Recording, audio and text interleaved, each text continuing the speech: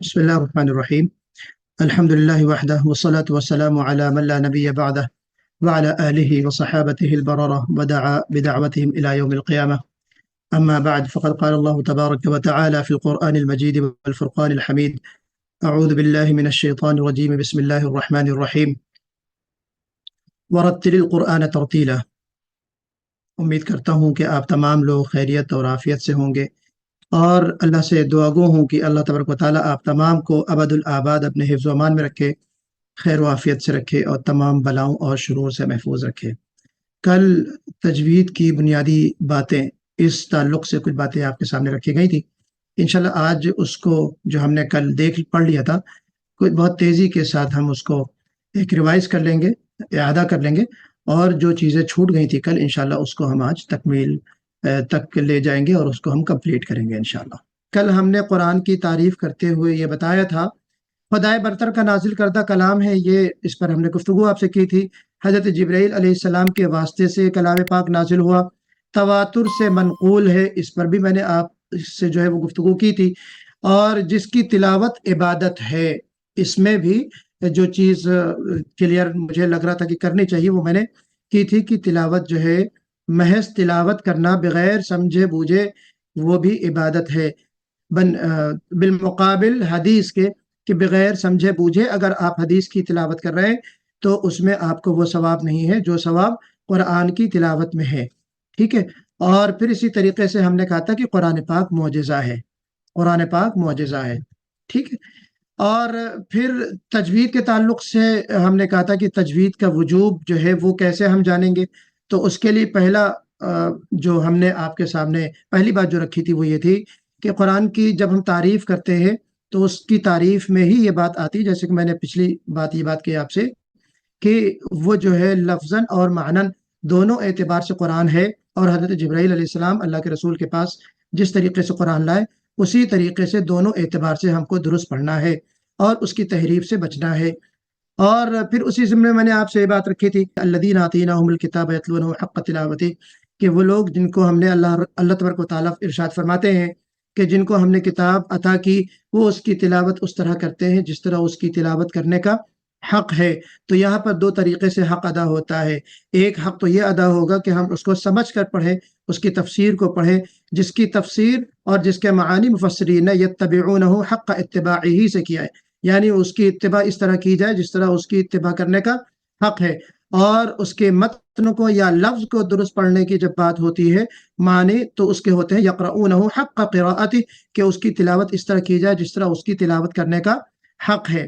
تیسری چیز میں نے آپ کے سامنے عرض کی تھی کہ ترتیل، اللہ کے رسول صلی اللہ علیہ وسلم کو سورہ مزمل میں جو حکم ہوا کہ قرآن کو ترتیل کے ساتھ پڑھو، حضرت علی بن طالب رضی اللہ تعالیٰ عنہ، حضرت علی بن ابی طالب رضی اللہ عنہ سے جب پوچھا گیا کہ ترتیل کے کیا معنی ہیں، تو انہوں نے دو تعریف کی، ایک تعریف تجوید الحروف اور دوسری تعریف معرفت الوقوف۔ تو پتہ یہ چلا کہ پوری کی پوری تجوید دو حصوں میں، دو اجزاء میں تقسیم کر دی گئی ہے۔ پہلا حصہ جس کا تعلق حروف کو درست ادا کرنے سے ہے، حروف کو، الفاظ قرآن کو صحیح انداز سے ادا کرنے سے ہے، اور دوسرا جو تعلق ہے یا دوسرا جو تجوید کا حصہ ہے وہ جو ہے معرفت الوقوف، یعنی وقف اور ابتدا کے احکام کو جاننا، ٹھیک ہے۔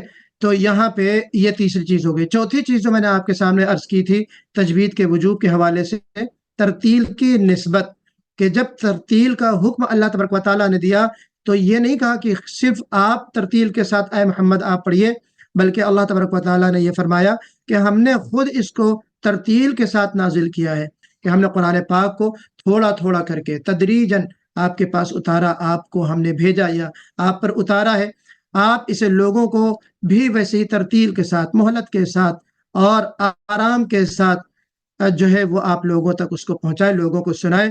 تو ترتیل کی نسبت اللہ تبارک و تعالیٰ نے اپنی طرف منسوب کی ہے، اس لیے ترتیل کے ساتھ قرآن پڑھنا یعنی تجوید کے ساتھ قرآن پڑھنا صرف اختیاری نہیں ہے، آپشنل کام نہیں ہے، بلکہ ضروری اور فرض ہے۔ جس طریقے سے قرآن پاک کی تلاوت واجب ہے، فرض ہے، اسی طریقے سے قرآن پاک کی درست تلاوت بھی واجب اور فرض ہے۔ یہ چیز ہم نے جانا تھا، اور پھر ہم نے یہ جانا تھا کہ تجوید سے متعلق جو چیزیں کی 5-6 چیزیں ہم نے آپ کے سامنے ذکر کی تھی۔ پہلے یہ کہا تھا کہ تجوید کے لغوی معنی ہمیں جان لینا چاہیے، اصطلاحی معنی بائی ٹرم کیا میننگ ہوتی ہے اس کی، قرآن مجید کو عمدہ اور خوبصورت انداز سے پڑھنا، اس پر میں نے آپ کے سامنے گفتگو کی تھی اور آپ کے سامنے باتیں رکھی تھی۔ اس کا موضوع آپ کے سامنے میں نے رکھا تھا کہ علم تجوید کا موضوع حروف قرآن اور الفاظ قرآن ہے، اور تیسری چیز اس کی فضیلت کے حوالے سے میں نے آپ کے سامنے کچھ باتیں رکھی تھی کہ یہ اشرف اور افضل علم ہے نا، اور وہ 2-3 احادیث میں نے آپ کے سامنے ذکر کی تھی جو آپ نے کل سنا۔ تو اشرف اور افضل علم ہے، اور اس علم کا تعلق چونکہ براہ راست الفاظ قرآن سے ہے، اللہ کے پاک کلام سے ہے، اللہ کے بول سے ہے، اس لیے اس کا مقام اور مرتبہ اور اس کی یہ فضیلت ہے۔ اور دوسری جو چیز آخری میں نے کہی تھی، بلکہ آخری سے قبل، کہ اس کا مقصد کیا ہے، فائدہ ظاہر بات ہے کہ اللہ کی رضا اور خوشنودی ہے، دونوں جہان کی سعادت و کامیابی انسان کو حاصل ہو جائے، اس کے علاوہ کوئی فائدہ تجوید کا نہیں ہے۔ تو یہاں پہ یہ جو چیزیں تھیں میں نے آپ کے سامنے کل رکھی تھی، امید کرتا ہوں کہ آپ تمام حضرات نے جو اہم باتیں ہیں ان کو نوٹ کیا ہوگا، اور وقتاً فوقتاً آپ ان کا اعادہ بھی کرتے رہیں گے۔ قرآن کی صوتی جو نقل ہے، یعنی قرآن کریم ہم تک کیسے پہنچا، اس کو جبرائیل علیہ السلام لے کر آئے اللہ کے حکم سے، اللہ کی جانب سے، اور نبی کریم صلی اللہ علیہ وسلم کے قلب اطہر پر الفاظ اور معانی اور تمام متعلقات کے ساتھ لے کر آئے، نزول فرمایا اور آپ صلی اللہ علیہ وسلم کو سنایا۔ پھر نبی کریم صلی اللہ علیہ وسلم نے اپنے صحابہ کو سکھایا اور صحابہ کو بالتلقی سنایا۔ بالتلقی یعنی ملاقات ہے نا۔ قرآن ہم تجوید کو جب سیکھتے ہیں تو 2 طریقوں سے سیکھتے ہیں، اس چیز کو بھی آپ نوٹ کر لیجئے۔ تجوید کا جو علم سیکھا جاتا ہے وہ 2 طریقوں سے سیکھا جاتا ہے، ایک بالعالم المتقن ہے نا، ایک علم وہ ہوتا ہے تجوید کا جو ہم کسی عالم سے یا تجوید کے ماہر سے یا اس میں مہارت رکھنے والے سے ہم سیکھتے ہیں، جس کا تعلق قواعد سے ہوتا ہے۔ اور دوسرا جو تجوید سیکھنے کا طریقہ ہوتا ہے تعلیم بالتلقی، بالتلقی یعنی ملاقات کرنا، زانو تلمس طے کرنا۔ نبی کریم صلی اللہ علیہ وسلم نے یا صحابہ نے نبی کریم صلی اللہ علیہ وسلم سے بالتلقی سیکھا۔ ظاہر بات ہے کہ جب یہ قرآن نازل ہوا تو اس وقت یہ قواعد نہیں تھے، تجوید کے قواعد تو بعد میں مرتب ہوئے، جیسا کہ میں نے آپ سے عرض کیا کہ 2ری-3ری صدی میں اس کی تدوین ہوئی اور اس کے قواعد اور اصول بنائے گئے، ٹھیک ہے۔ لیکن نبی کریم صلی اللہ علیہ وسلم نے چونکہ جس طریقے سے حضرت جبرائیل سے سنا، اسی طریقے سے ہو بہو صحابہ کو منتقل کیا، اور صحابہ نے ہو بہو اپنے تابعین کو، اپنے تلامذہ کو جو ہے وہ منتقل کیا۔ یہ قرآن کی جو صوتی نقل ہے اس کو ہمیں اپنے ذہن میں بہرحال رکھنا ہے، یہ کوئی بہت بھاری بھرکم اصول نہیں ہے، بہت آسان سی چیز ہے۔ آگے جو چیز میں آپ کے سامنے عرض کرنا چاہ رہا ہوں وہ یہ ہے کہ جب ہم تلاوت شروع کرتے ہیں، قرآن پاک کو شروع کرتے ہیں، تو اعوذ باللہ من الشیطان الرجیم پڑھتے ہیں، بسم اللہ الرحمن الرحیم۔ تعوذ اور تسمیہ، تعوذ کس کو کہتے ہیں؟ اعوذ باللہ من الشیطان الرجیم پڑھنا۔ تعوذ استعاذہ سے ہے، استعاذہ معنی ہوتے ہیں التجا اور اعتصام، اللہ کی پناہ چاہنا، اللہ سے التجا چاہنا، اللہ سے التجا کرنا۔ کیا التجا کرنا؟ کہ یا اللہ ہم اس پاک کلام کو شروع کر رہے ہیں تو شیطان مردود کی چالوں سے، اس کے بہکاوے سے، اس کی حرکت کی وجہ سے، بہکاوے سے ہم قرآن غلط نہ پڑھنے والے بن جائیں، تو گویا کہ اللہ سے دعا کرتے ہوئے ہمیں قرآن پاک کو شروع کرنا ہے۔ تو التجا کرنا ہے، اللہ سے دعا کرنا ہے، اعتصام اللہ سے حفاظت کی دعا۔ تو اعوذ باللہ من الشیطان الرجیم کا یہ مطلب ہوتا ہے کہ میں پناہ چاہتا ہوں، پناہ میں آتا ہوں اللہ کے شیطان مردود سے، ہے نا۔ اور سب سے معروف جو صیغہ ہے، جو اعوذ باللہ پڑھنے کا جو طریقہ رائج ہے وہ یہی ہے، اعوذ باللہ من الشیطان الرجیم۔ بعض روایتوں میں اعوذ باللہ السمیع العلیم من الشیطان الرجیم۔ تو یہ دونوں روایتیں ہمیں ملتی ہے، لیکن بہتر یہ ہے کہ اعوذ باللہ من الشیطان الرجیم ہی پڑھا جائے۔ اچھا، اب اس کا حکم کیا ہے؟ کیا اس کو پڑھنا ضروری ہے؟ اگر کوئی شخص نہیں پڑھتا اعوذ باللہ تو کیا وہ گنہگار ہوگا؟ نہیں، گنہگار نہیں ہوگا، یہ دعا ہے، مستحب ہے، اس کو پڑھنا چاہیے، بہتر ہے۔ لیکن اگر کوئی نہیں پڑھتا تو ہم یہ نہیں فتویٰ لگا سکتے کہ اس نے حرام کام کیا یا اس کو اللہ کے ہاں جو ہے اس کی پکڑ ہوگی یا وہ گنہگار ہوگا۔ بہت ساری دعائیں ہم مانگتے ہیں، ہمیں مانگنا چاہیے، لیکن اگر ہم دعا نہیں مانگتے ہیں تو ایسا نہیں کہ کوئی حرام کام کیا، ہمیں ان دعاؤں کا جہاں اہتمام کرنا ہے وہیں اعوذ باللہ من الشیطان الرجیم بھی پڑھنا ہے۔ بعض لوگ البتہ اس کو واجب کہتے ہیں، اس میں احناف جو ہے فقہ حنفی کے مطابق جو ہے وہ واجب ہے، اعوذ باللہ من الشیطان الرجیم، اور دلیل ان کی یہ ہے کہ قرآن پاک میں یہ آیت نازل ہوئی ہے فَإِذَا قَرَأْتَ الْقُرْآنَ فَاسْتَعِذْ بِاللَّهِ مِنَ الشَّيْطَانِ الرَّجِيمِ، کہ جب تم قرآن پڑھو تو اللہ سے شیطان رجیم کی پناہ چاہو، ہے نا، تو اللہ تبارک و تعالیٰ سے مدد چاہو اور پناہ چاہو وہ شیطان مردود سے۔ البتہ ایک چیز دیکھیے یہاں پہ لکھی ہے، اگر آپ دیکھ پا رہے ہوں کہ ہم قرآن پاک جب پڑھتے پڑھتے بیچ میں گفتگو کر لیتے ہیں، ہے نا، کوئی شخص آ گیا یا بیچ میں انقطاع آ گیا ہے اور سلسلہ منقطع ہو گیا ہے اور پھر ہمیں کنٹینیو کرنا ہے، تو وہاں پہ ہم اعوذ باللہ من الشیطان الرجیم پڑھنا چاہیے، مناسب ہے۔ تلاوت کے درمیان گفتگو کر لی یا سلام کا جواب دے دیا تو پھر اعوذ باللہ من الشیطان الرجیم پڑھنا چاہیے۔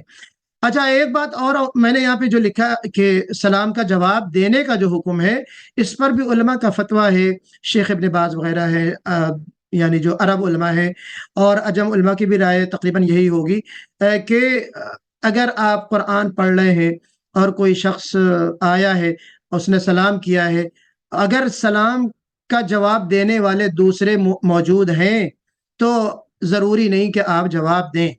دوسرے لوگ موجود ہیں آپ کے ساتھ، مثال کے طور پر آپ مسجد میں بیٹھے، کوئی شخص آیا، سلام اس نے کیا، آپ قرآن پڑھ رہے ہیں، سلام کا جواب دینے کے لیے دوسرے اور بھی لوگ ہیں، تو آپ کے لیے سلام کا جواب دینا واجب اور ضروری نہیں ہے۔ لیکن یہ کہ اگر آپ اکیلے ہیں، کوئی نہیں ہے، تو آپ ایک مرتبہ سلام کا جواب دے دیجئے، اور ایسا نہیں کہ ہر شخص جو بھی داخل ہو رہا ہے سلام کر رہا ہے اور ہر ایک کا آپ جواب دیتے پھر رہے، تو اس سے بے ادبی کا امکان ہے کہ اللہ کا جو پاک کلام ہے اس میں جو ہے وہ کوئی چیز مخل نہیں ہونی چاہیے، ہے نا، تو اس کا بہرحال ہمیں خیال کرنا ہے۔ اب آئیے تعوذ و تسمیہ کے حوالے سے ایک چیز اور ہے کہ تعوذ یعنی اعوذ باللہ ہم پڑھتے ہیں، اعوذ باللہ کے بعد جب بسم اللہ پڑھتے ہیں تو اس کو ہم عربی میں کہتے ہیں بسملہ۔ بسملہ یعنی بسم اللہ پڑھنا، بسم اللہ الرحمن الرحیم، اور اس کی بھی بڑی فضیلت ہے، اور اس کو بھی جو کوئی شخص پڑھتا ہے تو ٹھیک ہے، بہت اچھی بات ہے۔ قرۂ سبعہ جو ہے، معروف جو قرہ ہے، ان کا اس بات پر اتفاق ہے کہ ہر سورے کی ابتدا میں جو بسم اللہ آتی ہے اس میں ہمیں بسم اللہ پڑھنا تو ضروری ہے۔ بعض لوگ یہ کہتے ہیں کہ بسم اللہ سورے کا حصہ ہے، بعض حضرات یا بعض علماء یا مفسرین یہ کہتے ہیں کہ بسم اللہ الرحمن الرحیم ہر سورے کا حصہ ہے، پارٹ ہے، لیکن بعض یہ کہتے ہیں کہ ہر سورے کا حصہ نہیں ہے۔ اگر کسی نے بسم اللہ نہیں پڑھا اسٹارٹنگ میں تو کوئی حرج نہیں ہے، لیکن سورے کی ابتدا میں بسم اللہ پڑھنا چاہیے، سوائے سورہ توبہ کے۔ سوائے سورہ توبہ کے اس پر انشاءاللہ میں الگ سے گفتگو آپ کے سامنے رکھوں گا کہ سورہ توبہ کے ساتھ بسم اللہ پڑھنا یا اس کی تلاوت کو شروع کرنے کا ایک خاص طریقہ ہے، انشاءاللہ میں اس پہ آگے آ رہا ہوں۔ تو یہاں پہ بسم اللہ الرحمن الرحیم یہ ایک ایسی دعا ہے کہ شروع اللہ کے نام سے جو بڑا مہربان نہایت رحم کرنے والا ہے، تو یہ اللہ کی پاک صفت کے ساتھ، اللہ کی خوبصورت جو کیریکٹرسٹک ہے اس سے اللہ تبارک و تعالیٰ کے نام کے ساتھ جو ہے اگر کوئی شخص اللہ کا کلام شروع کرتا ہے، ویسے ہم نے بڑوں سے سنا ہے کہ ہر کام سے پہلے بسم اللہ پڑھنا چاہیے، ہے نا، تو جب ہر کام سے پہلے ہم کو بسم اللہ پڑھنا ہے تو پھر قرآن پاک کو پڑھنے کا تو زیادہ حق ہے نا، کہ قرآن پاک جو اللہ کا کلام ہے جب ہم اس کو پڑھ رہے ہیں تو ظاہر بات ہے کہ وہاں پہ بسم اللہ پڑھنا تو اور ہی ضروری ہے اور اس کی اہمیت بڑھ جاتی ہے۔ اور حضرت سلیمان علیہ السلام نے جب خط لکھا ملکہ سبا کو، واقعہ سورہ نمل میں آپ نے پڑھا ہے، تو اس وقت یہی لکھا کہ انہو من سلیمان، کہ یہ جو تحریر ہے، یہ جو خط تم تک پہنچ رہا ہے یہ سلیمان کی طرف سے ہے، بسم اللہ الرحمن الرحیم، جس کی شروعات اللہ کے پاک نام سے ہے جو بڑا مہربان ہے اور نہایت رحم کرنے والا ہے۔ تو قرآن پاک میں بھی ہم کو یہ طریقہ ملتا ہے کہ انبیاء کرام نے بھی بسم اللہ الرحمن الرحیم سے اپنی گفتگو کا آغاز کیا، اپنی تحریر کا آغاز کیا اور اپنے اعمال کا جو ہے وہ آغاز کیا، تو ہمیں بھی بسم اللہ الرحمن الرحیم پڑھنا چاہیے۔ لیکن جیسے کہ میں نے پہلے عرض کیا کہ یہ کوئی اس طرح کا واجبی اور فرض کام نہیں ہے کہ جس کو آپ ترک کر دیں، چھوڑ دیں تو گنہگار ہوں گے تلاوت کی شروعات میں، لیکن تلاوت کے درمیان میں اگر آپ نئی سورہ شروع کر رہے ہیں تو وہاں پہ بہرحال آپ کو بسم اللہ الرحمن الرحیم کرنا ہے۔ جی اچھا، جب سورے سے تلاوت کی شروع کرنی ہو سوائے توبہ کے، تو اعوذ باللہ اور بسم اللہ کو جب ہم پڑھتے ہیں تو اعوذ باللہ اور بسم اللہ کو اول سورے سے ملا لینا چاہیے۔ اس کی 4 حالتیں ہیں، نہیں سمجھے آپ؟ جیسے ہم تلاوت شروع کر رہے ہیں، اولئک علی ھدی من ربہم واولئک هم المفلحون، یہاں سے الف لام میم سے نہیں شروع کر رہے، تو اس کی 4 حالتیں ہیں۔ اعوذ باللہ من الشیطان الرجیم بسم اللہ الرحمن الرحیم اولئک علی ھدی من ربہم، یا اگر ہم سورے کی ابتدا ہی کیوں نہ کر رہے ہوں، چلیے اس کو بھی لے لیتے، تو بھی اس کو یعنی اسٹارٹ کرنے کے، اس کی شروعات کرنے کے 4 طریقے ہیں جو آپ کو ہم اگلی سلائیڈ میں دکھائیں گے، ٹھیک ہے؟ تلاوت کو شروع کرنے کے 4 طریقے آپ کے سامنے۔ پہلا طریقہ کیا ہے؟ پہلا طریقہ تو یہ ہے کہ آپ اعوذ باللہ من الشیطان الرجیم بسم اللہ الرحمن الرحیم الف لام میم یا الحمدللہ رب العالمین، یعنی اعوذ باللہ، بسم اللہ اور جو سورہ آپ پڑھ رہے ہیں اس کو ایک ساتھ پڑھیں۔ بات سمجھ میں آ رہی ہے نا؟ اس کا نام یہاں پہ رکھا گیا ہے وصل کل۔ وصل مانے ہوتا ہے جوڑنا، جوائننگ آف دیم، مطلب joining all of them together, مطلب ساری چیزوں کو۔ کون سی؟ اعوذ باللہ، بسم اللہ، اور جو آپ حصہ قرآن کا شروع کرنے جا رہے ہیں یا سورہ شروع کرنے جا رہے ہیں، آپ بسم اللہ، اعوذ باللہ، بسم اللہ کو اور اس سورے کو، اس پارٹ کو آپ ایک ساتھ پڑھیں، ایک سانس میں پڑھیں، اس کو ہم کہتے ہیں وصل کل۔ دوسرا طریقہ ہوتا ہے فصل کل۔ فصل مانے ہوتا ہے جدائی، ہے نا؟ ٹھیک ہے، تو الگ الگ کر کے پڑھنا۔ اعوذ باللہ من الشیطان الرجیم بسم اللہ الرحمن الرحیم الحمد للہ رب العالمین۔ بس سمجھ آ رہی نا؟ تو اس طریقے سے بھی پڑھنا درست ہے، ہم پڑھ سکتے ہیں۔ ایک تیسرا طریقہ ہے جس کو ہم کہتے ہیں فصل اول وصل ثانی۔ فصل اول وصل ثانی، فصل مانے میں نے کیا کہا تھا؟ الگ کر دینا۔ تو بسم اللہ، اعوذ باللہ کو الگ کر دینا، پہلے پارٹ کو الگ کر دینا، یعنی اعوذ باللہ من الشیطان الرجیم۔ پھر وصل ثانی، دوسرا جو حصہ ہے اس کو ملا کر پڑھنا، یعنی سورے کو بسم اللہ کے ساتھ ملا کر پڑھنا، جیسے بسم اللہ الرحمن الرحیم الف لام میم، ہے نا؟ تو اعوذ باللہ کو الگ کر دیا اور بسم اللہ کو سورے کے ساتھ ملا دیا۔ چوتھا کیا طریقہ ہے؟ وصل اول فصل ثانی، کہ پہلے کو آپ نے ملا دیا۔ کیا مطلب ہوا پہلے کو ملانے کا؟ اعوذ باللہ اور بسم اللہ کو ملا دیا، اور پھر سورے کو یا قرآن کے اس حصے کو جس کی آپ تلاوت کرنا چاہ رہے ہیں اس کو آپ نے الگ کر دیا، جیسے اعوذ باللہ من الشیطان الرجیم بسم اللہ الرحمن الرحیم الحمد للہ رب العالمین۔ کلیئر ہوگی بات؟ تو یہ 4 طریقے ہیں اور چاروں طریقے درست ہیں، چاروں طریقے سے ہم قرآن کی ابتدا کر سکتے ہیں۔ اس کی جو عملی شکل ہے وہ آپ کے سامنے یہاں پہ اسکرین پہ۔ وصل کل کا طریقہ آپ دیکھیے، اعوذ باللہ، بسم اللہ اور سورہ فاتحہ۔ فصل کل کا طریقہ اعوذ باللہ الگ، بسم اللہ الگ، الحمدللہ رب العالمین الگ۔ پھر تیسرا طریقہ فصل اول وصل ثانی، اعوذ باللہ من الشیطان الرجیم کو الگ کر دیا، یہ دھوکے سے وصل لکھ گیا، غلطی سے فصل ہے۔ پھر بسم اللہ الرحمن الرحیم الحمدللہ رب العالمین۔ اور جو چوتھا طریقہ کیا ہے؟ اعوذ باللہ من الشیطان الرجیم، اعوذ باللہ من الشیطان الرجیم بسم اللہ الرحمن الرحیم، آپ ایک ساتھ پڑھیں اور سورے کو جو آپ پڑھنا جا رہے ہیں اس کو الگ کر دیں۔ تو یہ چاروں طریقے درست ہیں، چاروں طریقوں سے آپ تلاوت شروع کر سکتے ہیں۔ البتہ اگلی سلائیڈ میں جو چیز بتائی جائے گی وہ یہ ہے کہ تلاوت کے درمیان، ڈیورنگ تلاوت، آپ ایک سورہ ختم کرتے ہیں تو دوسری سورہ شروع کرنا ہے۔ جی، مثال کے طور پر آپ دیکھیے، کوئی سورہ لے لیجئے، سورہ فلق ہے۔ سورہ فلق آپ نے کیا ہے؟ قل اعوذ برب الفلق من شر ما خلق ومن شر غاسق اذا وقب ومن شر النفاثات في العقد ومن شر حاسد اذا حسد ومن شر حاسد اذا حسد۔ یہ سورہ ختم ہو گئی۔ اگلی سورہ کون سی ہے آپ کی؟ قل اعوذ برب الناس۔ اب بیچ میں بسم اللہ پڑھنا ہے نا، تو یہ بسم اللہ پڑھنے کے 4 طریقے ہیں۔ ختم سورے کو اور نیکسٹ سورے کو بسم اللہ کے ساتھ پڑھنے کے کتنے طریقے ہیں؟ وہ بھی 4 طریقے ہیں۔ اور ان طریقوں میں بھی یہی ٹرم ہم یوز کرتے ہیں. کون سی ٹرم؟ وصل کل، فصل کل، فصل اول فصل ثانی، وصل اول فصل ثانی. فرق کیا ہے؟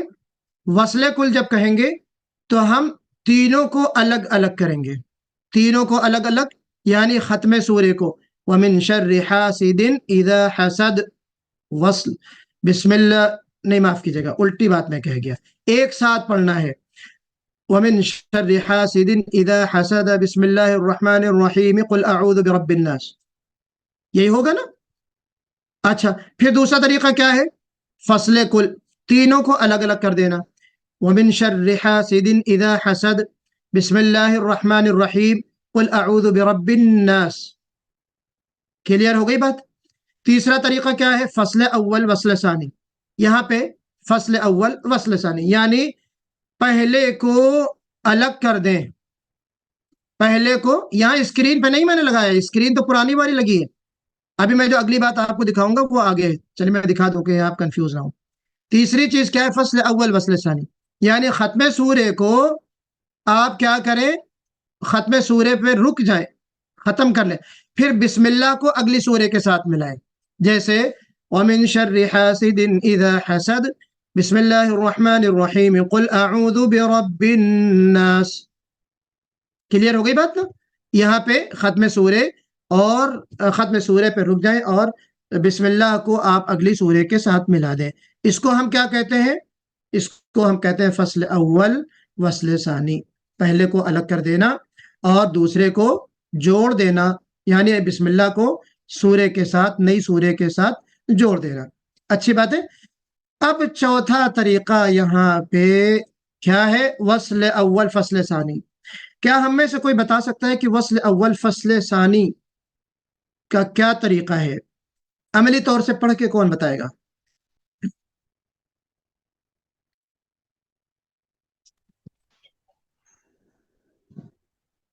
جی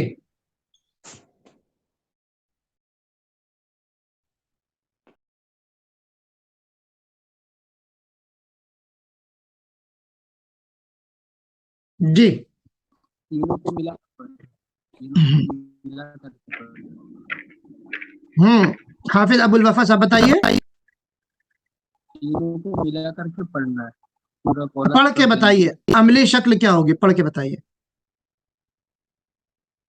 أعوذ بالله من الشيطان الرجيم بسم الله الرحمن الرحيم الحمد لله رب العالمين.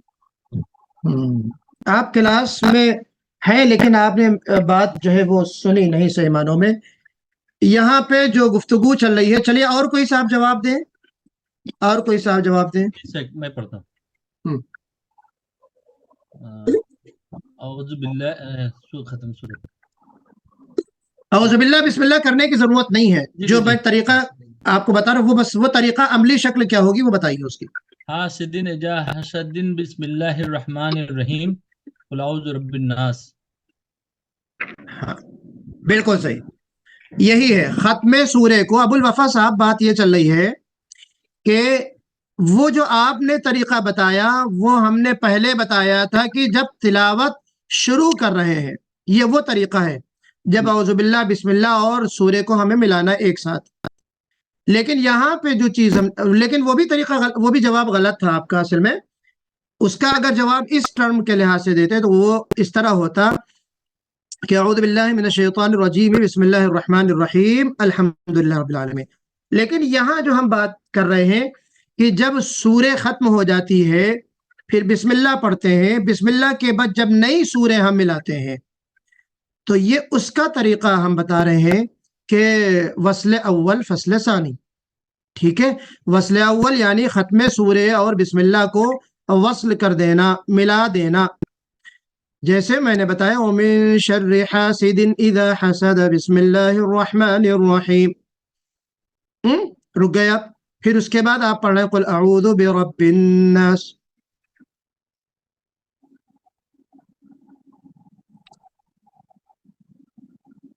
جی تو یہاں پہ جو چیز بتانے کی ہے وہ یہ ہے کہ چوتھا جو طریقہ ہے وہ درست نہیں ہے. چوتھا طریقہ दुरुस्त नहीं है।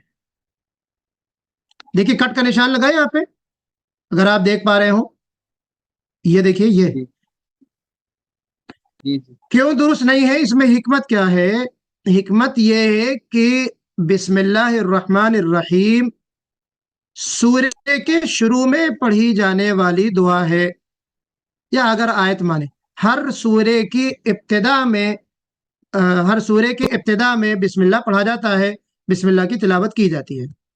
अगर हम इसको खत्मे सूर्य के साथ पढ़ते हैं तो ये शक पैदा हो सकता है कि आपने इसको पिछली सूर्य का हिस्सा बना दिया, यानी सूर्य हसद के साथ बिस्मिल्लाह पढ़ा तो पता ये चलेगा कि आपने सूर्य हसद का की आखिरी आयत के तौर पे इसको पढ़ा, है ना, आखिरी आयत के तौर पे पढ़ा।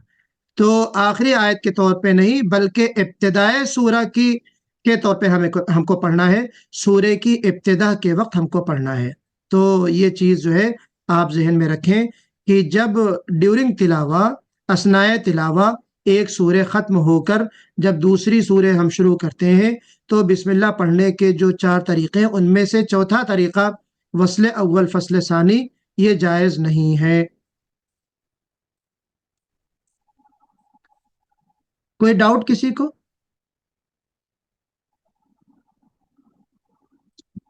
उसके अमली शक्ल आप देख लीजिए, यहाँ पे है वस्ले कुल, हमने सूरे यहाँ वलम यकुल लहू कुफुवन अहद लिखा है, वलम यकुल लहू कुफुवन अहदुम बिस्मिल्लाहिर रहमानिर रहीम क़ुल अऊज़ु बिरब्बिल फलक। ठीक है, फसले कुल यानी अलग अलग करना, वलम यकुल लहू कुफुवन अहद बिस्मिल्लाहिर रहमानिर रहीम क़ुल अऊज़ु बिरब्बिल फलक। फसले अव्वल वस्ले सानी, वलम यकुल लहू कुफुवन अहद, स्टॉप, बिस्मिल्लाहिर रहमानिर रहीम, स्टॉप, नहीं, वलम यकुल लहू कुफुवन अहद, स्टॉप, उसके बाद बिस्मिल्लाहिर रहमानिर रहीम क़ुल अऊज़ु बिरब्बिल फलक, बिस्मिल्लाह को सूरह फलक के साथ मिला दिया। चौथा जो तरीका है जो दुरुस्त नहीं है वो क्या है? वस्ल अव्वल फस्ल सानी, वलम यकुल लहू कुफुवन अहदुम बिस्मिल्लाहिर रहमानिर रहीम, रुक गए, फिर क़ुल अऊज़ु बिरब्बिल फलक। ये तरीका दुरुस्त नहीं है।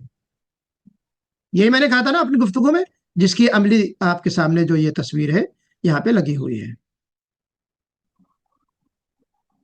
अब आइए हम ये देखते हैं कि जब सूरह तौबा स्टार्ट करें, हम स्टार्ट करें का मतलब बिटवीन में नहीं, स्टार्टिंग, अभी हम स्टार्टिंग की बात कर रहे हैं।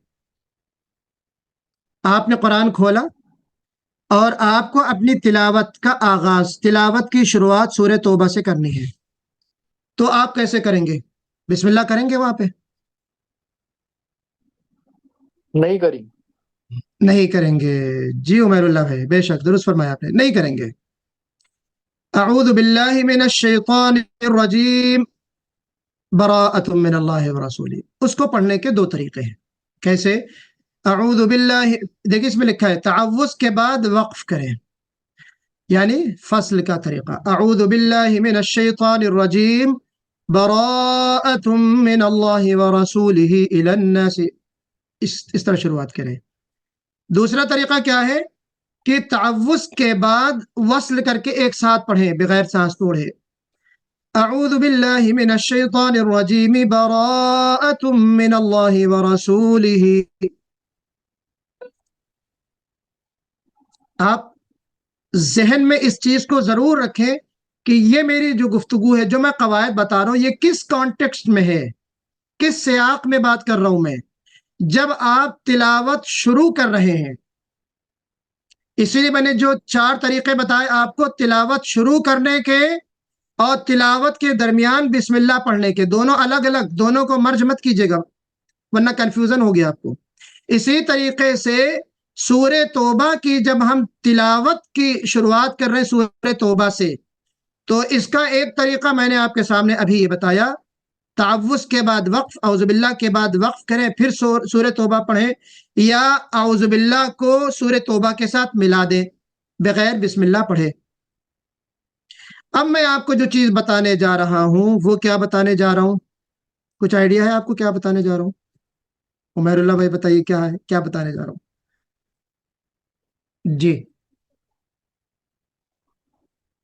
جی آئیڈیا نہیں ہے. سیکنڈ اسٹیپ، یعنی سورہ آپ پڑھ رہے ہیں انفال، سورہ انفال کے بعد سورہ توبہ شروع ہوتی ہے. اب سورہ انفال آپ نے ختم کر دی، سورہ توبہ شروع کرنا ہے. تو پتہ کیا چلا کہ بسم اللہ مڈ میں اب پڑھیں گے یا نہیں پڑھیں گے؟ وہ تو ہم سب جانتے ہیں نہیں پڑھنا، کیونکہ بسم اللہ لکھی نہیں ہے. اللہ کے رسول صلی اللہ علیہ وسلم نے صحابہ سے بسم اللہ لکھوائی نہیں ہے، صحابہ کو سورہ بتائی، بسم اللہ پڑھوایا نہیں ہے، تو اس لیے ہم کو بھی نہیں پڑھنا، اور اسی لیے قرآن پاک میں بسم اللہ لکھی نہیں جاتی ہے. یہ واحد ایک سورہ ہے سورہ توبہ جس میں بسم اللہ نہیں لکھی گئی. اس کے اسباب ہیں، اس کے بہت سارے اسباب ہیں، انشاءاللہ اس پہ ہم گفتگو کریں گے. تو یہاں پہ ہم کیسے پڑھیں گے، اس کا پڑھنے کا طریقہ کیا ہوگا؟ 3 طریقے ہیں اس کو پڑھنے کے. کتنے طریقے ہیں؟ 3. پہلا طریقہ وقف کا ہے. کیا ہے؟ انہو بکل شیء علیم، آخری آیت سورہ انفال کی، انہو بکل شیء علیم، وقف کر دیا. اس کے بعد براءۃ من اللہ ورسولہ الی اللہ، براءۃ من اللہ ورسولہ الی الناس یوم الحج الاکبر، اس طرح شروع کرنا ہے. دوسرا طریقہ کیا ہے؟ دوسرا طریقہ یہ سکتے کا ہے. اس سے پہلے آپ آئیے، دوسرا طریقہ یہ وصل کا طریقہ. وصل کا سورہ انفال کے اختتام کے بعد سانس نہ توڑیں اور سورہ توبہ کی شروعات کر دیں.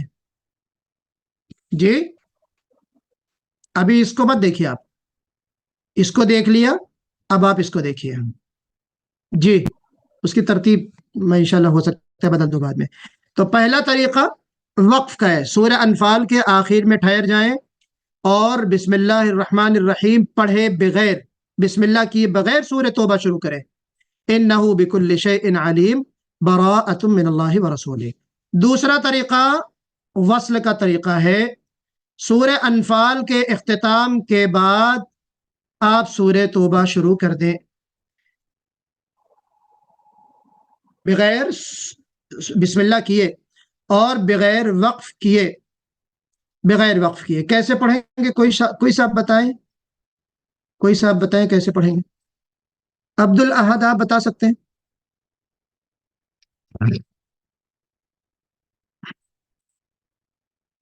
اسد حسین صاحب،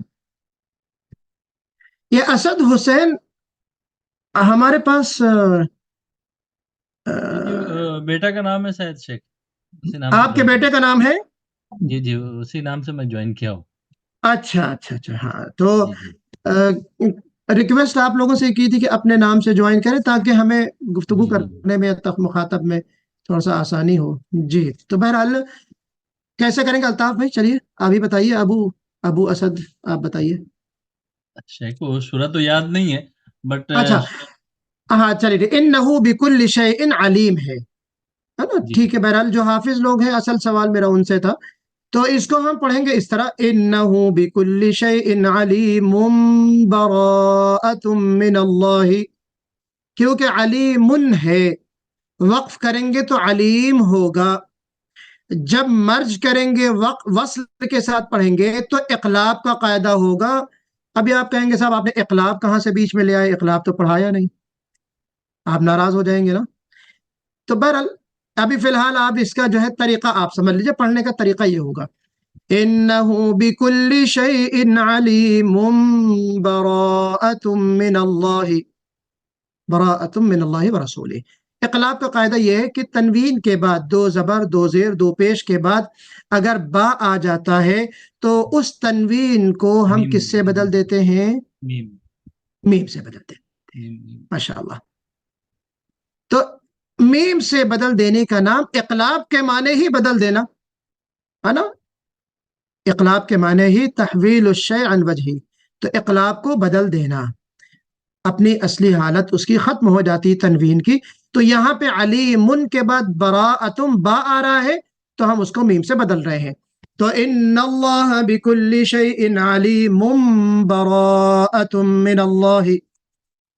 اچھا اب آئیے ہم آپ کو لے کے چلتے ہیں یہ تیسرے طریقے کی طرف، جو بظاہر دوسرا طریقہ یہاں پہ لکھا ہے، سکتے کا طریقہ. اب آپ کہیں گے سکتہ بھی ہم نے نہیں بتایا. جب ہم آگے سبق پڑھیں گے وقف اور ابتدا آواز کے نہیں آ رہی ہے۔ احکامات. آواز کس کو نہیں آ رہی؟ حافظ عبد الوفا کو، ابو الوفا کو آ رہی ہے؟ اب آ رہی ہے جی؟ اور کسی کو آواز نہیں آ رہی ہماری؟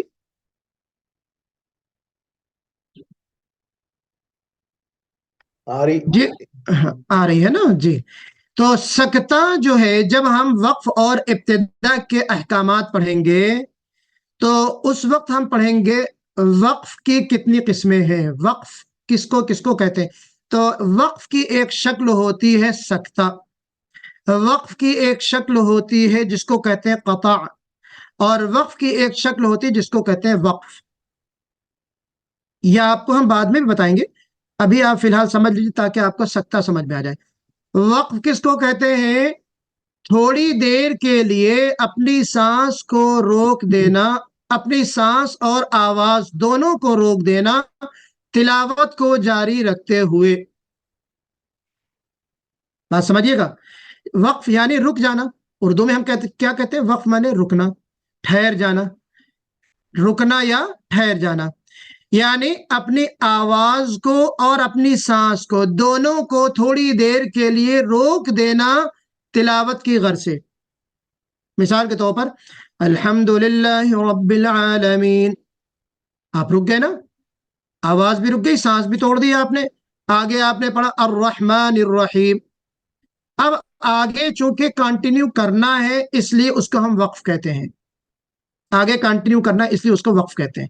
لیکن اگر ہمیں کنٹینیو نہیں کرنا ہے، غیر المغضوب علیہم ولا الضالین، قرآن بند کر کے رکھنا ہے ہمیں ولا الضالین کے بعد، تو وہاں پہ وقف کریں گے، اس کو وقف کہیں گے، اس کو وقف نہیں کہیں گے، قطع کہیں گے. یعنی آپ کی تلاوت جو ہے ختم ہو گئی. یہاں پہ ان دونوں کے درمیان ایک صورت ہوتی ہے سکتہ، جو میں آپ کو بتانا چاہ رہا ہوں. سکتے میں خالی سانس رکتی ہے، معاف کیجیے گا، خالی جو ہے آواز رکتی ہے، سانس نہیں رکتی. اپنی آواز کو تھوڑی دیر کے لیے روک لینا سانس کو جاری رکھتے ہوئے سکتہ کہا جاتا ہے. جیسے آپ لوگوں نے سورہ مطففین میں پڑھا ہوگا، سورہ اعراف میں، متعدد مقامات میں آپ پڑھتے ہیں، جیسے کلا بل ران، میں نے اپنی آواز کو روکا نا لیکن سانس جاری رہی، میں نے سانس نہیں توڑا. کلا بل ران علی قلوبہم، ہاں، وقیل من راق، سورہ قیامہ میں قال ربنا ظلمنا انفسنا وان لم، انفسنا پہ سکتا ہے. تو متعدد مقامات پر انشاءاللہ ہم پڑھیں گے قرآن میں کتنے سکتے ہیں، وہ بھی انشاءاللہ ہمارا موضوع رہے گا اس کلاس میں. تو یہاں پہ سکتہ کا مطلب کیا سمجھ میں آیا کہ تھوڑی دیر کے لیے اپنی آواز کو روک لینا سانس کو جاری رکھتے ہوئے، اس کو ہم سکتہ کہتے ہیں. تو اب یہاں پہ جب ہم سورہ انفال کو سورہ توبہ کے ساتھ ایک ہی بیٹھک میں کنٹینیوسلی ہم پڑھتے ہیں تو وقف اور وصل کے علاوہ تیسرا ایک طریقہ سکتہ کا ہے. تو سکتے کا طریقہ کیا ہوگا؟ یعنی ختم سورہ انفال کے اختتام پر آپ تھوڑا سا سکتہ کریں، سانس نہ توڑیں. جیسے ان اللہ بکل شیء علیم براءۃ من اللہ ورسولہ. Is it clear? کوئی ڈاؤٹ ہے کسی کو؟ شیخ یہ انہو السمیع العلیم ہے نا؟ نہیں، ان اللہ انفال کی بکل آخری شیء آیت. علیم آخری آیت پہ ہمیں رکنا ہے اور وہاں پہ سکتہ کرنا ہے، آواز کو روکنا ہے، سانس کو جاری رکھنا ہے، سانس کو نہیں روکنا آپ نے، ہے نا؟ اس کو ہم سکتہ کہتے ہیں. اور آخری آیت جو ہے ظاہر بات ہے کہ اس پہ ہم رکیں گے. وہ کون سی آیت ہے؟ ان اللہ بکل شیء علیم براءۃ من اللہ. لیکن جب آپ سکتہ کے مطابق پڑھیں تو یقیناً تھوڑا سا رکیں، ایسا نہ ہو کہ ان اللہ بکل شیء علیم براءۃ من اللہ، یہ پڑھنا جو ہے غلط ہوگا. ان اللہ بکل شیء علیم براءۃ من اللہ، یہ طریقہ غلط ہوگا میرے بھائی اور میرے عزیز بہنوں، یہ طریقہ غلط ہوگا. صحیح طریقہ اگر آپ کو رکنا ہے تو وہاں پہ تھوڑا سا سکتہ کرنا ہے. ان اللہ बिकुल्ली शैइन अलीम बराअतुम मिनल्लाहि व रसूलिही। ठीक है ना। फिर भी अगर किसी को कोई चीज समझ में नहीं आती है तो आप मुझसे पूछ सकते हैं। हम अगली स्लाइड में आते हैं। तिलावत कुरान के उस्लूब रिसाइटेशन स्टाइल जो है आपकी तीन आम तौर पे हम जानते हैं। एक चौथी जो है जिसको तहकीक भी उलमा ने लिखा है, वो भी एक तरीका है। बहरहाल पहला तरीका या पहला जो उस्लूब है, स्टाइल है, वो क्या है? इंतहाई ठहर ठहर कर पढ़ना। इंतहाई ठहर ठहर कर पढ़ना, उसको हम कहते हैं तरतील। ये तरतील असल में वही लफ्जी मीनिंग से आया है। तरतील, तरतील के माने ठहर ठहर कर पढ़ना होता है। तो इसका एक टर्म के हिसाब से भी इसका नाम है और उस स्टाइल का नाम रखा गया है तरतील। जैसे आपने सुना होगा कारी अब्दुल बासित अब्दुल समद को या सिद्दीक अल मिनशावी को, जो बहुत क़िरात से पढ़ते हैं, या हमारे जो स्टेज पे प्रोग्राम शुरू करते हैं, या क़िरात का जो मुज़ाहरा होता है जिसको हम उर्दू ज़ुबान में क़िरात कहते हैं। हालांकि अरबी में क़िरात के दूसरे माने होते हैं, लेकिन हम उर्दू में जिसको कहते हैं क़िरात करना, वाह क्या क़िरात की है फला साहब ने, फला कारी साहब की कितनी अच्छी आवाज़, जो वो क़िरात होती है उसको दरअसल कहते हैं तरतील। कारी अब्दुल बासित अब्दुल समद की मैंने यहाँ पे ऑडियो लगाई है, आपको सुनाता हूँ इंशाल्लाह। अब आ रही है? जी हाँ आ रही। हाँ सुनिए, ये है तरतील का स्टाइल। إذا السماء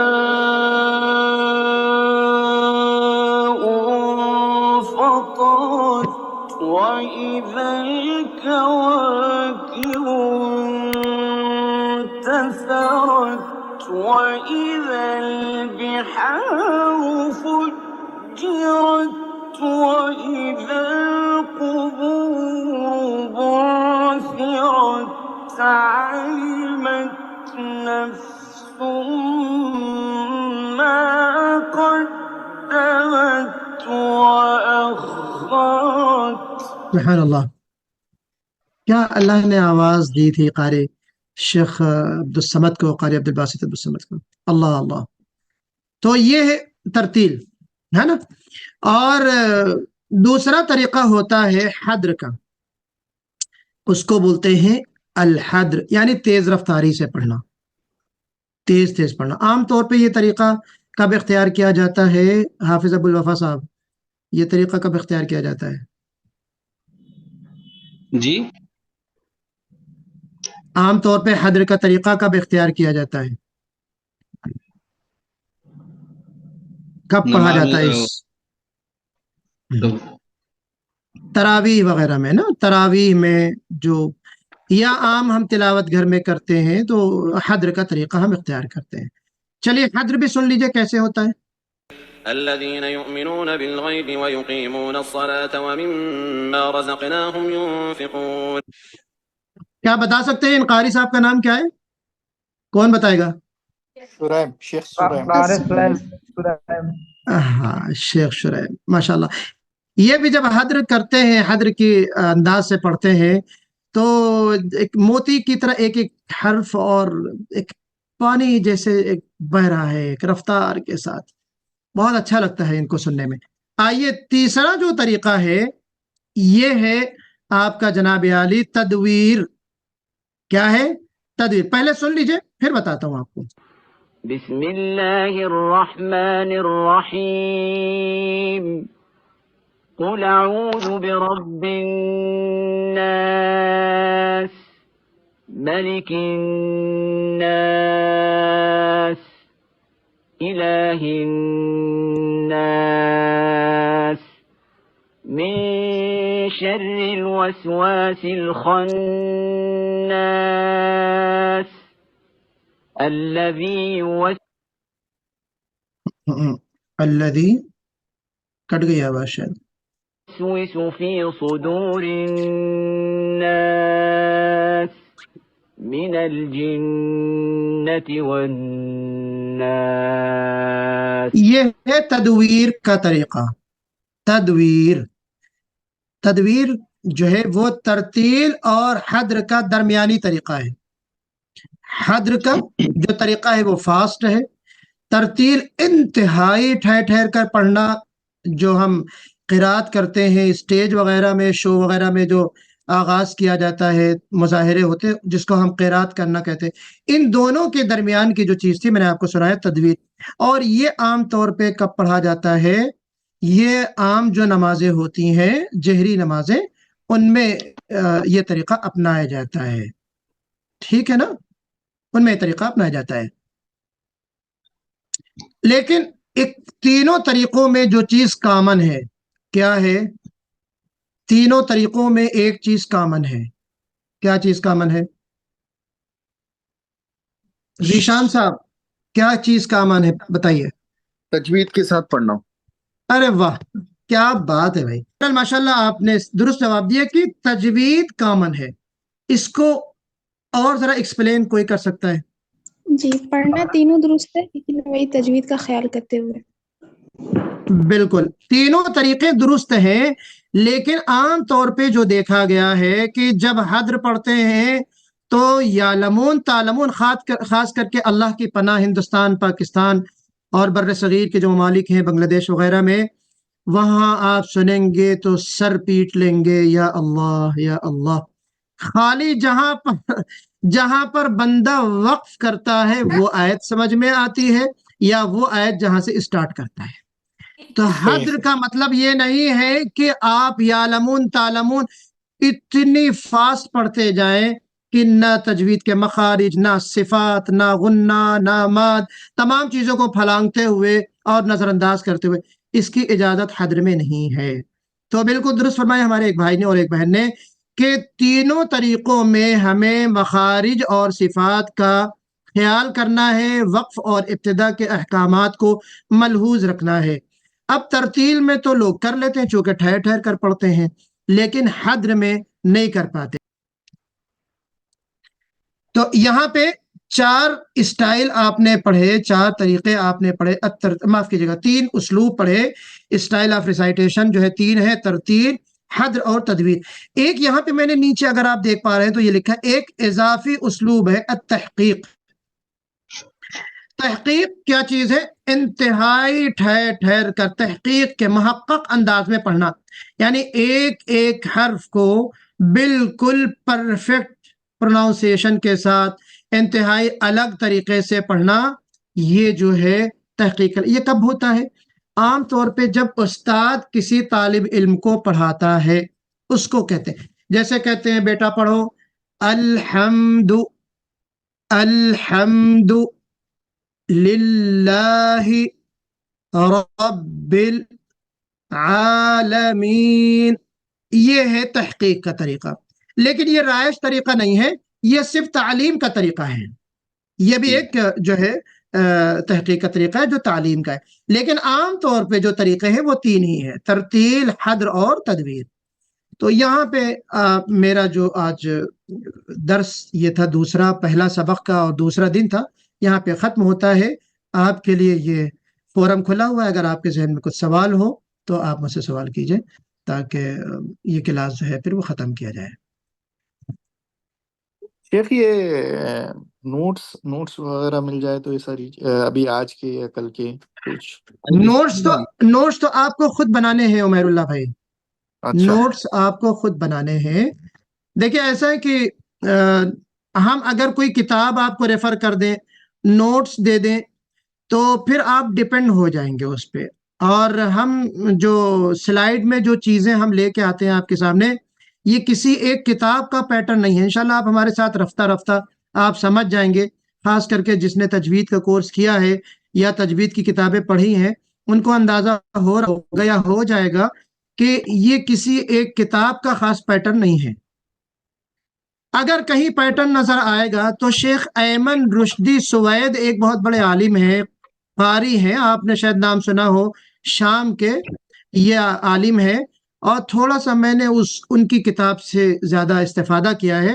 لیکن میں نے اس کتاب سے اعانت الاصحاب، ایک یہاں کے عالم ہیں ان کی کتاب ہے، دوسرے یہاں کے قطر کے شیخ فائز الزور کی کتاب الدروس فی ترتیل القرآن ہے، اس سے میں نے استفادہ کیا. اور اسی طریقے سے کچھ علماء دیوبند کی کتابیں ہیں، اور اسی طریقے سے حضرت تھانوی رحمۃ اللہ علیہ کی کتاب جمال القرآن ہے. بہت ان گنت کتابیں پڑھنے کے بعد اس کا نچوڑ میں نے ان سلائڈس میں رکھا ہے. تو کسی ایک کتاب کا پیٹرن یا طریقہ آپ کو میرے سبق میں یا میرے سلائڈس میں نظر نہیں آئے گا. تو آپ سے گزارش صرف اتنی ہے کہ آپ ان سلائڈس کو دیکھیں، میری گفتگو کو سنیں، اور سلائڈس اور گفتگو کی روشنی میں آپ اپنے نوٹس خود بنائیں. کوئی چیز سمجھ میں نہیں آتی ہے تو بلا جھجک، وداؤٹ اینی ہیزیٹیشن، آپ کبھی بھی گروپ میں پوچھیں گے تو اس کا فائدہ دوسروں کو بھی ہوگا. مجھے پرسنل پر بھی آپ پوچھ سکتے ہیں. سوال پوچھیے، کیا چیز سمجھ میں نہیں آئے، میں انشاءاللہ آپ کو جواب دوں گا. لیکن میں کوئی کتاب یا نوٹس دوں آپ کو تو وہ چیز تھوڑا سا مجھے مناسب خود بھی نہیں لگتی. جو میرا طریقہ اور پیٹرن ہے وہ تھوڑا سا اس کے خلاف ہو جائے گا. لیکن ہو سکتا ہے آگے کچھ اسباق ایسے ہیں مد کے یا غنے کے، احکام نون ساکن وغیرہ، ہو سکتا ہے کچھ بیسک نوٹس ہم آپ کو دے بھی دیں. لیکن ابھی آپ نوٹس کے اوپر ڈیپینڈ نہ رہیں پلیز، آپ سے درخواست ہے. اس کی ریکارڈنگ شیئر کی جائے گی، اس ریکارڈنگ کو بھی آپ سن سکتے ہیں ریویژن کے طور پہ، اس کو بھی آپ سن سکتے ہیں انشاءاللہ. تو یہاں پہ کلاس ختم کیا جاتا ہے اس امید کے ساتھ اور دعا کے ساتھ کہ جو آج باتیں آئی ہیں اللہ تبارک و تعالیٰ اس کے ذریعے ہمیں اپنے قرآن کو درست کرنے کی توفیق نصیب فرمائے، اور اللہ تبارک و تعالیٰ ہم سے راضی اور خوش ہو جائے. اقول قولی هذا فاستغفر اللہ لی ولکم اجمعین واستغفروہ انہ هو الغفور الرحیم. کفارہ مجلس کی دعا پڑھ لیں. سبحان اللہ وبحمدہ، سبحانک اللہم وبحمدک، ونشہد ان لا الہ الا انت، ونستغفرک ونتوب الیک. جزاکم اللہ خیرا. السلام علیکم ورحمۃ اللہ وبرکاتہ.